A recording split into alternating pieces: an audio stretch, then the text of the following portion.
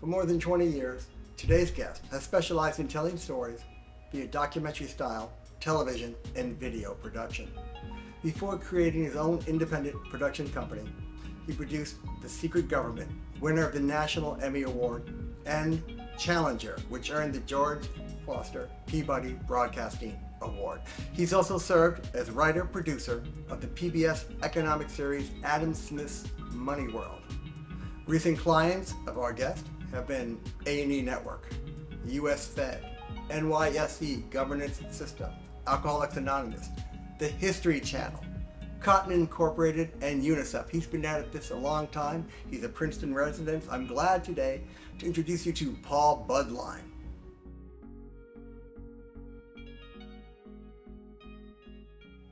I'm lucky that I learned to do everything: shooting, writing, and especially video editing. Because shooting is not called for anymore, very rarely. But video editing, I'm not artistic, I'm not a genius, but I'm very good at it. And so that has been my main source of work and income lately. So. But I thought when you did this, you have to do script preview, you have to do, in your mind at least, If it's a full documentary, like a biography show, I used to do biographies. A&E doesn't do them anymore, but when I was lucky to get hired to do a lot of biography programs. Some of them good, some of them not so good. But and I look back at them, and yeah, I had to write. I was the writer and a producer, and I would do all the interviews, and it was a great job for me. So that was terrific to do. You learn on the job all these skills. Yeah. What did you learn about interviewing, though? In the sense to get an interview going or anything? Or what was your recipe? I can't say other than to do some research as much as possible, make the people feel comfortable, and ask what questions you hope will elicit good responses. Right. So no great secrets, that's for sure. And no one accused me of being David Frost or. But all those were also won in the editing room too. Editing is where everything can be tied together, Yeah. the story made coherent. Would you say that? Yes, and I worked with editors for a long time, but I also always wanted to do my own editing. And it's really a good thing that I learned that and learned how to do Adobe Premiere Pro and to do it fairly well. I'm not creative, like I don't use,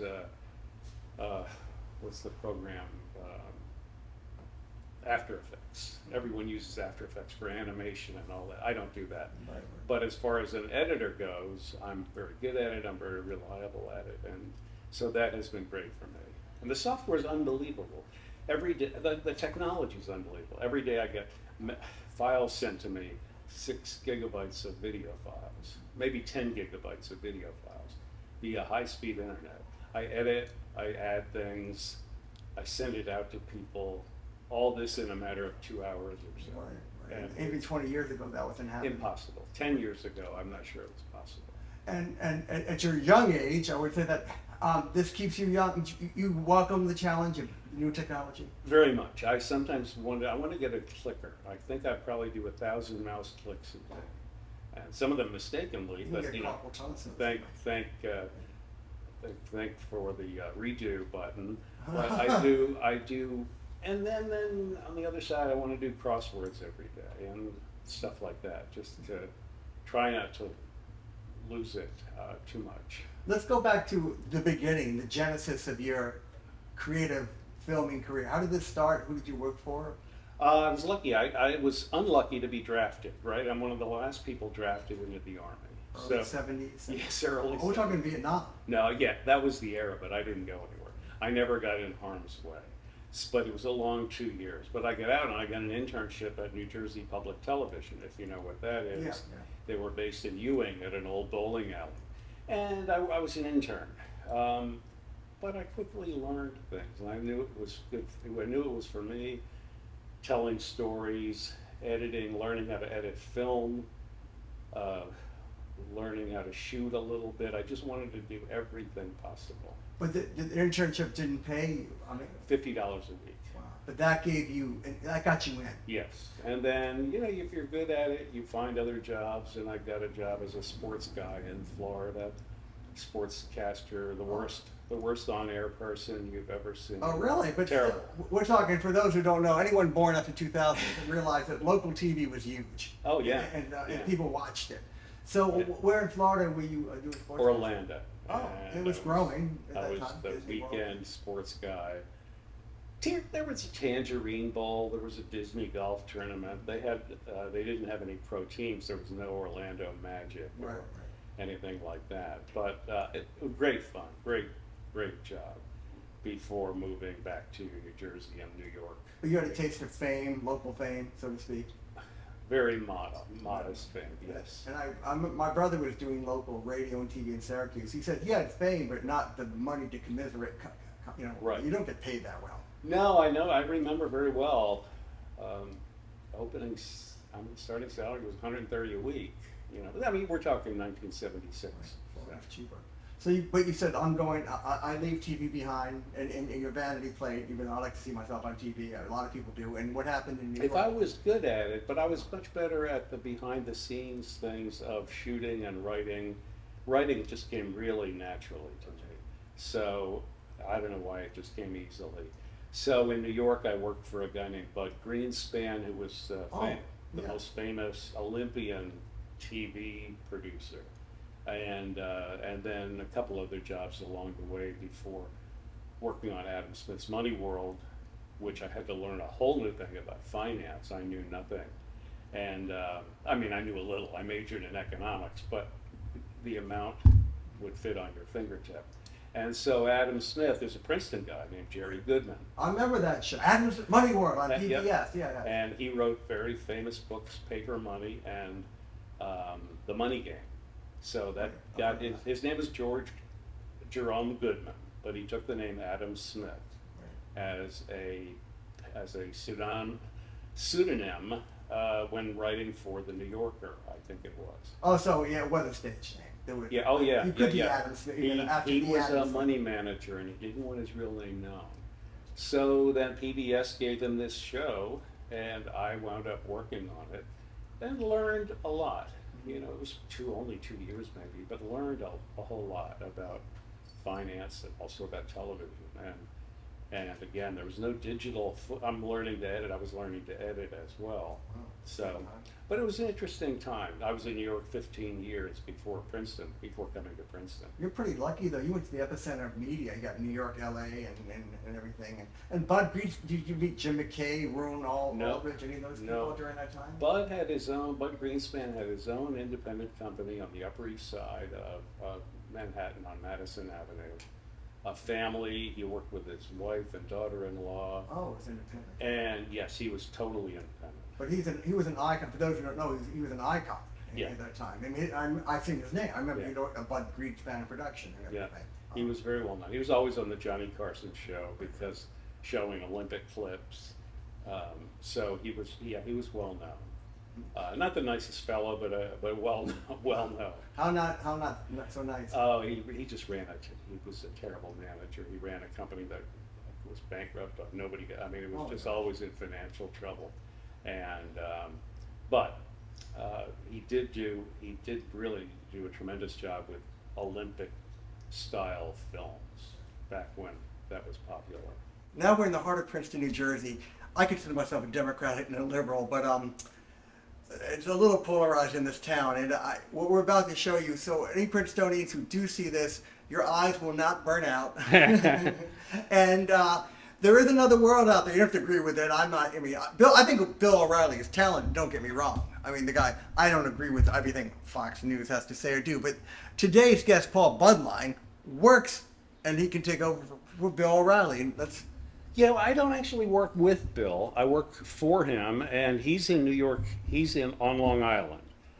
This is the technology miracle of all this. So every day I get sent huge files, 10 gigabytes total maybe, of Bill recording his show called the No Spin News, and he's got a lot of very, very loyal viewers. I put it together with Final Cut Pro. I have no editorial decision making whatsoever. That's all done by Bill and his producers. But I do the final editing and add some graphics, and the end product is quite good. He doesn't call himself a Republican, but common sense stuff. I think it's common sense, and but I don't work with him day to day physically whatsoever. He probably knows some guy in Princeton who's doing his work, but even if I'm sure, he's got a lot of other things to focus on. How did you get the job then? Who contacts you? His production company? I've been working on his website and doing things for 10 years maybe, because Bill is known to be very loyal to his high school and grade school friends. He has a friend in Hopewell, a friend of mine, he's known since grade school. And this friend of mine was running Bill's website. And he knew I had the same sensibilities as Bill, same basic politics with some disagreements. And he had me working on the website doing different things, quiz, crossword, columns once in a while, all kinds of different things. And it just worked out to be, it was a perfect marriage, I think. And you pick out videos that might go along with when he's talking? Every day I try to pick some videos that are that go on his website that people might find interesting. You hope they find it. You never know until you see the numbers the next day if people find them interesting or not. You hope so, but right. You never know for sure. So I think it's very lucky. And Bill is, I don't know how much longer he's going to work. Sometimes you hear him hint a little bit at retirement. I don't know. He's an amazing broadcaster. I think what you say, his talent. I read the book Liberal in the Foxhole or something about a liberal who worked at Fox News. He said Bill O'Reilly could read he basically could make everything up in his head, yeah, and then carry it out with that kind of honey voice of his. Now what he does here every day, he's at his home on Long Island. He does 40 minutes with notes, no teleprompter, notes on stories, calling for sound bites along the way, hitting the exact 40-minute time every time. Right. Pretty remarkable talent. One of the most, I think probably one of the most talented, whether you agree with him politically or anything else, just in terms of one of the most talented people in broadcast. Oh yeah, undoubtedly. I mean, I think it's the whole package. Yeah. Voice, timing, questions, and everything. Yeah. And that's why his show, when he had the O'Reilly Factor on Fox, getting 4 million a night, plus a replay. Sean Hannity gets 2 million a night now. Fox has really been hurt since Tucker left too, but Bill, no one has ever reached not even Tucker Carlson. No, Tucker got up to 3.5, 4 million sometimes, but Bill easily 5 or 6 million if you include the replay. It's a lot of people. Right. Yeah. Again, I do watch Fox. To me, it's a little too out there. But do you think Fox feels that they can create? I'm just asking you personally. I know that they could still create another megastar. They lost Tucker. I don't know. Because Bill O'Reilly had to go, Glenn Beck went, and they keep on finding someone else. They've got talented people. There's a guy named Will Kane who was in sports before, tremendous broadcaster. I don't know if he can put fannies in the seats like those guys. They have a young kid named Bill Malugin who reports from the border, amazingly talented. Jesse Waters, who he took Jesse from being a production assistant, put him out on the street as Waters World doing goofy segments, and Jesse is a huge star. Wow. Very talented, very talented. So it can happen. You can go from the street to the penthouse, to the penthouse just like that. With talent and a guru of some kind, and I think Bill was his ticket to fame, but he took advantage of it because he's very bright. So I don't know what happens now. Fox's viewers, just like MSNBC and CNN, are about 67, 68 years old on average. Right. So their viewers are dying every day. Right. Now, I don't know what happens next. I truly don't. This is a segment of the show where we try to keep it local-centric, Princeton-centric. You've been here now 20, 25 years? About 28. Moved here when my wife at the time was pregnant with our daughter, who's now 20, she's almost 28. Storyteller, how would you describe Princeton, your experience or your feelings when you first came in a couple words? I don't know, I think I missed New York because New York gave you an identity. You were a New Yorker. At the same time, I quit cigarettes the same day I moved to Princeton. So this was a huge, you can't smoke around kids and pregnant women, and quit cigarettes, a lifetime habit. So that was an identity as well, to be a little bit of a rebel. And it was the days were starting of demonizing cigarette smokers, and I hated that, and I hated to see people. Anyway, Princeton's a wonderful, wonderful place. Obviously a lot of people don't agree with me politically. I probably lost a couple friends along the way because I like the debate. I'm talking about things like whatever we're talking about. Yeah, that's important. And I'm not good at small talk, so if I went to a party, I would, do politics or religion or sex, one of those three things. So all will get you in trouble. Gore Burdell said, never miss a chance to get on TV or have sex. So you got Well, here's some common Princetonians off the street. These questions, they're random, but I'll throw them at you and see what happens. As a video editor, whose work do you admire? There's not an editor that I personally know of. I'm just amazed at the people who do documentaries these days. It makes me feel like I'm in some past. You watch a documentary like The Last Dance, the Michael Jordan story. Yeah, it's excellent. Or some of those ESPN things, and I know I couldn't do them. They're just fabulously well done. So I take my hat off. I'm not that creative. Well, I'm sure they have a lot of money, a lot of time. We have a lot of money, I could have all the money in the world, and I don't think I could be that creative. In your own spare time, do you watch do you go to what we used to call the Boob Tube? Do you watch what do you like to watch, and how do you watch it? Right now I'm on Succession, second time through. Second time through, you see a lot you didn't know the first time. I love to have some regular show that I'm watching, and if I'm not, I'll watch The Wire. I've seen it 7 times now, all the way through. There are 60 episodes. I've been told I should watch that. Oh, I've watched. Yeah, I just can't get enough of it. How do you market? How do you present your work? How did you present your work? Terribly. I'm not good at it. Yeah, luckily it was word of mouth, and somebody and I got lucky. A friend of mine who worked at A&E knew I was okay at what I did, and he started giving me biography projects. I tried. I have a perfunctory website. Nothing ever worked. My kids went to the charter school, and I did video after video for the charter school. And I kept thinking, one of these will lead to a job. These parents are in corporate America. Nobody ever hired me for anything. Oh, wow. Charter school got great. The charter school got great videos. They got spoiled by me. Every concert had two digital cameras, and wonderful school. Wonderful school. But no work. So it's good to hear about how work things. It's not a direct line. There's no magic formula about getting jobs or success. I don't think so. That wasn't for me. Right. What do you do when an important client doesn't like your work and you disagree with them? I think Pat asked that one too, because sometimes I know people who've done work and then they think it's fine and they get an irrational or somebody's not really rational. I'm not sure I can think of it happening. I've been lucky to work with people who pretty much trust what I'm doing. There must have been exceptions along the way. I can't think of anything at the moment. Gotcha.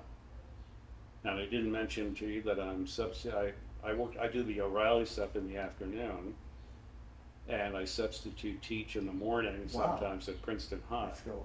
A couple days a week. Of course, if they know I work for OReilly, that job could be over. Who knows? But great school. My kids went there.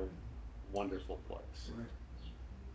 And I guess it's 2 different parts of your brain, which leads to the last question. And you somewhat answered, how do you stay updated on the latest tools and trends, and do you enjoy staying updated? Very much, I hope. If you're talking about technology, I'm kind of stuck. This stuff works so perfectly for me, the Adobe Premiere Pro. I haven't learned a whole lot of new things related, but I don't feel like I need to. In terms of like I have to scour the internet every single day to find videos. So I'm scouring Twitter and scouring all kind of websites, trying to find things that will be of interest for Bill O'Reilly's website. Sometimes successfully, sometimes not. What do you learn from the kids in terms of media and the TikTok generation? Nothing. I don't do TikTok. I've only ever been on Facebook. But you don't talk to them about that? A little bit. I've been asking the kids at school, and I can't say I'm a teacher. I'm more like they have a lesson plan, and I'm there and they're wonderful, wonderful kids. I brought it up to all of them. If it was up to me, if I was principal, their phones would be in their locker. I somewhat agree. And their phones would not be with them. They think there would be a rebellion. A couple kids have agreed with me on that, but it's addictive. I mean, you sit there and I'm as addicted as they are probably. Yeah. It's not TikTok and stuff like that. At least you're from a generation had another reference point though. Because they don't even have that. Yeah. And it's. And video this is all to me a miracle. I go online and I do this and it's a total miracle. Because I started with 3/4-inch videotape. This is the most awkward junk, 20-minute cassettes, big cassettes. And then it went to 1 inch and all different iterations of editing. And you can go online and do this stuff. It used to cost $300 an hour to do. Now people a young editor doesn't know all of this. This is spectacular stuff. So very lucky in that. That's it. Unless you want to say anything extra. Oh, I don't think so. I don't think one other thing is that we're lucky. My kids know they're lucky to grow up here in this amazing town. Doors unlocked. Yeah. Very little fear of being bullied at school. At the high school, you could be a goth. You could be a musician. I mean, there are musicians. You've heard the studio band. Oh yeah. Unbelievable. There are athletes. No one even knows. The great thing about Princeton High is no one knows who the quarterback is. If you're at a school in Texas, everyone knows who the quarterback is. And I think that's really a nice thing. Well, it's different. I remember Pat told me, because I went to Princeton High, he did too. He said that the hot big man on campus is the person with the most AP classes. Yeah. I found that kind of sad. Yeah, because when I went to Princeton High, it was still the quarterback. Really? Oh yeah. Yeah, we had interesting cliques of like different countries, and they actually hung out at different parts of the building. The greasers in the parking lot, the freaks or the hippies by the old auditorium and everything, the jocks by the flagpole. We were ahead of the time. We had computers on the second floor, and that was kind of like the nerd people. Some of them were probably working, at the beginning. 2 or 3 of them actually went to Silicon Valley right when it started. And they have the last laugh when it comes to money sure. For sure. But the most interesting thing I think about Princeton High is, among many, there are some of the brightest kids in America. Their parents have dual PhDs. They're in AP statistics, AP chemistry. Then I had a class one day that I'm just overseeing. 7 young men who are here from Guatemala for their first year since crossing the Rio Grande, don't speak English. What a school. I don't think there are many schools in America that would have that kind of disparity. Right. Now you want them all to do well. And I mean, I know the immigrants will work very hard, but man, it's gonna be hard for them.